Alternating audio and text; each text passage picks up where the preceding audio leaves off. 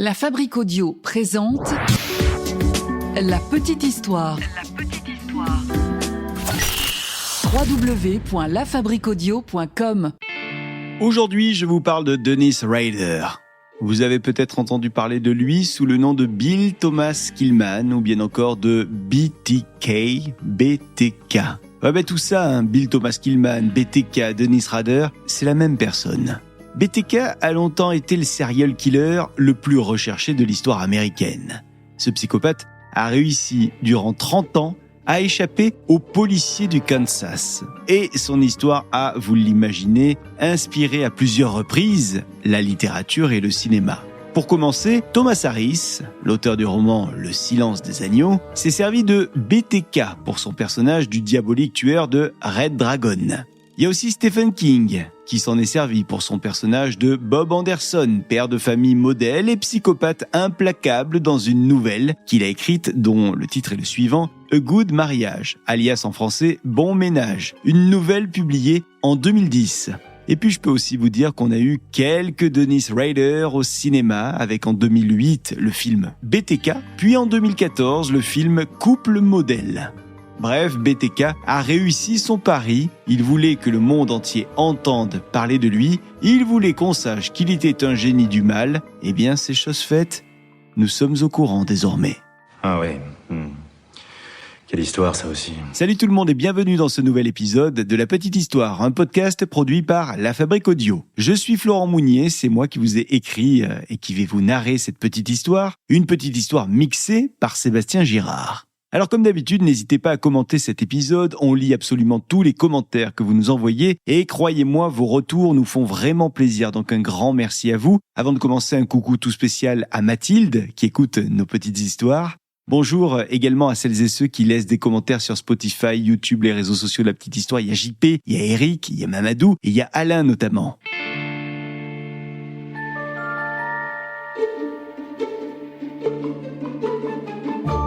Alors, le psychopathe du jour est Dennis Rader, un tueur en série. Il est aussi connu sous le nom de Bill Thomas Killman, ou bien encore de BTK, pour bind, qui signifie ligote, torture et kill. Si Dennis a pour pseudo BTK, c'est parce qu'il signe tous ses meurtres de la même façon, à savoir qu'il attache ses victimes, qu'il les torture, puis qu'il les tue lentement. BTK. C'est un surnom qu'il s'est attribué lui-même, car on n'est jamais mieux servi que par soi-même, n'est-ce pas? Ses victimes peuvent être des femmes, mais aussi des enfants, et puis des familles entières. Alors BTK, ce qu'il faut savoir sur lui, c'est que c'est un tueur organisé. Il a tout un modus operandi. Tout d'abord, il épie ses victimes. Il les observe patiemment pendant de longues semaines. Il les suit un petit peu partout, jusqu'à chez elles.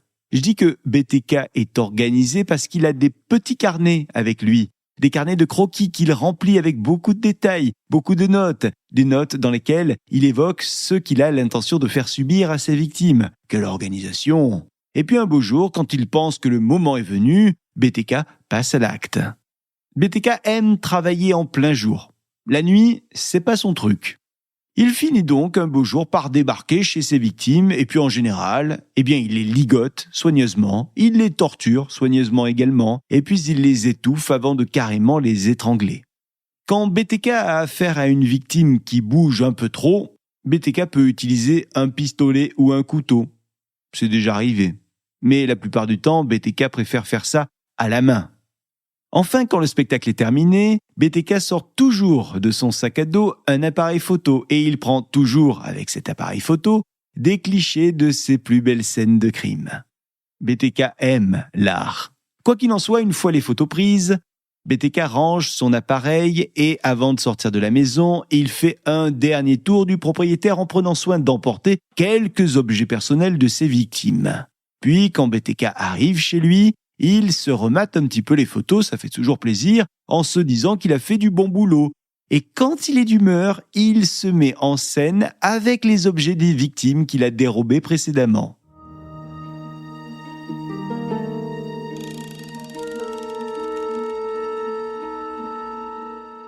Alors, ce qui est étonnant, c'est que BTK, il a eu des pulsions criminelles à 2 périodes de sa vie. Et entre-temps, il semble qu'il ait eu des petits moments d'accalmie. Sa première époque de tueur a été entre 1974 et 1979. 5 ans donc. Et dans ce laps de temps, Dennis Rader, BTK, a tué 7 personnes. Puis plus rien donc, jusqu'en 1985. Et là, BTK est reparti sur une période de 6 ans de meurtre, jusqu'en 1991. Alors BTK est si fier de ses actes qu'il compile tous les articles des journaux qui évoquent ses crimes.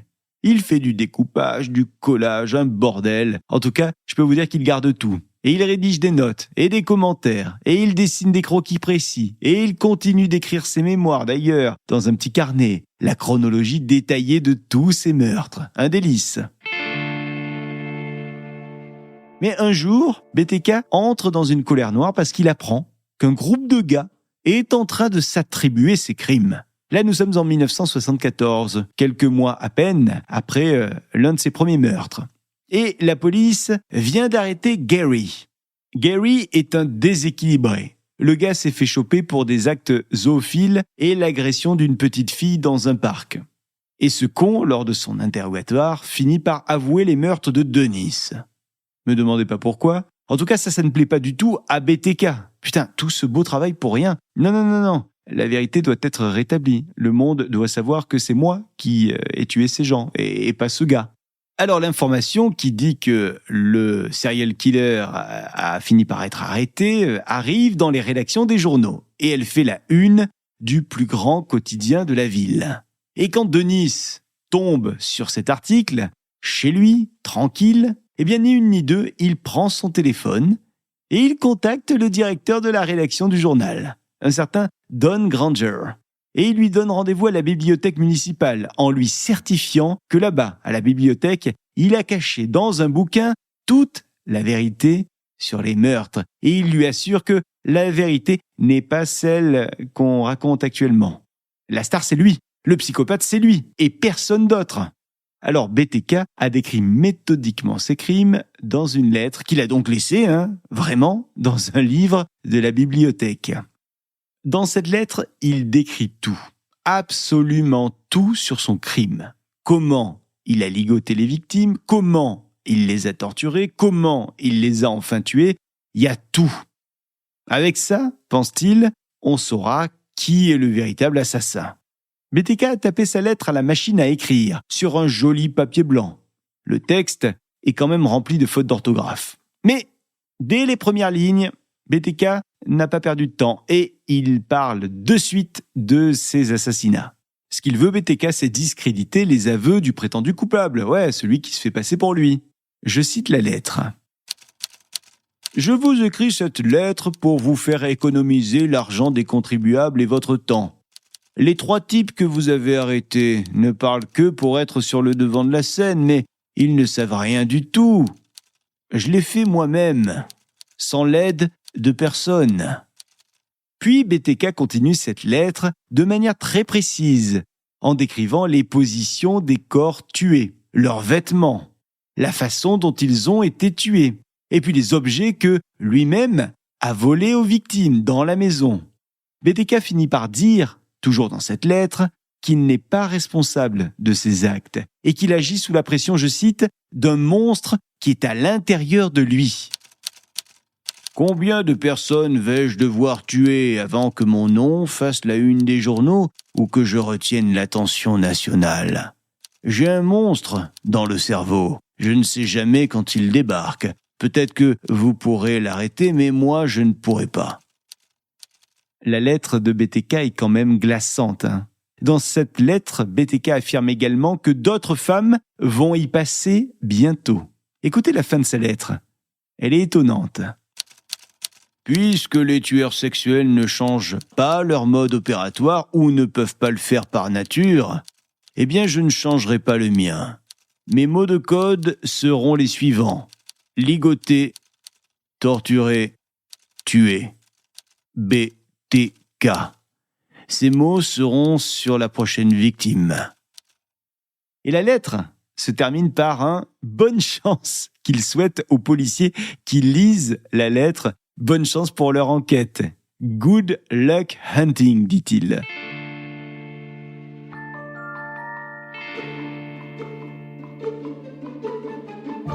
Alors plus les années passent et plus BTK devient taré. J'en veux pour preuve, jusqu'à présent, BTK n'envoyait que des écrits aux flics, mais là, à partir de 2004, BTK commence à leur expédier des paquets. Et dans chacun de ces paquets, il y a des objets qui appartiennent aux victimes. Là, c'est clair, BTK joue avec le feu. Il veut à tout prix qu'on parle de lui. Et peut-être que dans le fond, inconsciemment, BTK espère qu'il se fera choper pour que le monde entier le rencontre, que le monde entier sache que c'est lui, le génie du mal. Et c'est donc en 2004 que tout va basculer.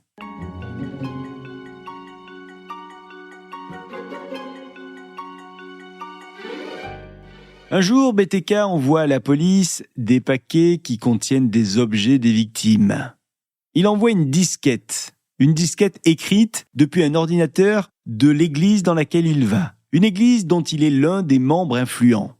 Ça, c'est du pain béni pour les flics. Parce que les flics vont analyser la disquette et ils vont parvenir à remonter jusqu'à l'église et remonter ensuite jusqu'à Denis, enfin BTK.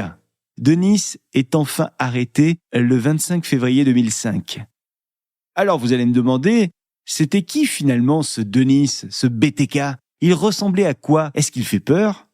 Je vous dirais que vous seriez surpris de voir sa tête. Parce que BTK est tout ce qu'il y a de plus commun, de plus ordinaire. Quand on le croise dans la rue, on ne se dit pas qu'on a affaire à un psychopathe. BTK, alias donc Dennis Rader, est un homme marié. Il est le père de 2 enfants. Il a des activités sociales absolument ordinaires. Tenez par exemple, il était, il y a encore quelques années, responsable du club de Boy Scouts de la ville de Wichita dans le Kansas. Alors vous allez me dire, ok, mais qu'en est-il de sa jeunesse ? Parce que c'est vrai que bien souvent, les serial killers ont des antécédents qui permettent, non pas de justifier, mais d'expliquer un petit peu, de comprendre comment ils sont devenus les psychopathes qu'ils sont désormais. Eh bien, dans le cas de Denis, de BTK, rien. Denis est né dans une famille modeste, né d'un père employé d'une centrale électrique, d'une mère comptable dans une épicerie. Alors dans la famille, on ne roule pas sur l'or, mais on n'est pas non plus pauvre. Denis a 3 frères. Les parents de Denis semblent former un couple absolument normal, un couple qui va également à l'église pour prier. Quand on demande à ceux qui l'ont connu plus jeune comment était Denis quand il était enfant, tous disent la même chose. Denis était un petit garçon sensible, intelligent, discret, un petit garçon qui adorait aller à la pêche et faire du canoë-kayak sur l'Arkansas. Aucun problème visible donc au sein de la structure familiale de Dennis Rader. Rien pour justifier les déviances pathologiques de Denis. En tout cas, lors du procès, Denis n'a pas bronché. Et il a été condamné à non pas 1, mais 10 peines de prison à perpétuité. 10 pour le nombre de crimes pour lesquels il a été reconnu coupable. Il purge d'ailleurs encore sa peine actuellement dans la prison de haute sécurité d'El Dorado. Il est habilité à demander une mise en liberté conditionnelle à partir de, tenez-vous bien, 2180. Oui, le 26 février 2180, Dennis Rader pourra demander une mise en liberté conditionnelle. Mais on n'y est pas encore.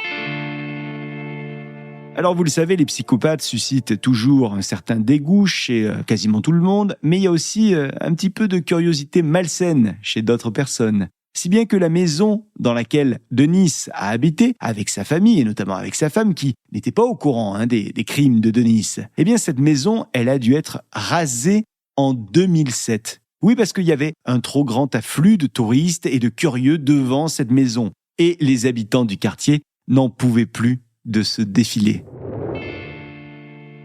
Merci d'avoir pris le temps d'écouter cette petite histoire du crime. On se retrouve la semaine prochaine pour un nouvel épisode de La Petite Histoire et d'ici là, n'hésitez pas à nous laisser un max de commentaires et puis les 5 étoiles sur les applis de podcast Spotify, Deezer et iTunes Apple Podcast. La Fabrique Audio présente La Petite Histoire. Vous souhaitez devenir sponsor de ce podcast ? Contact @lafabriqueaudio.com. Avant de se quitter, je vous rappelle que La Petite Histoire est un podcast de La Fabrique Audio. La Fabrique Audio réalise des podcasts de marque et d'entreprise. Donc, si vous cherchez pour vous, pour votre entreprise, pour votre marque, un studio pour faire des podcasts, n'hésitez plus. Envoyez-nous un mail, contact@lafabriqueaudio.com, la fabrique avec un K.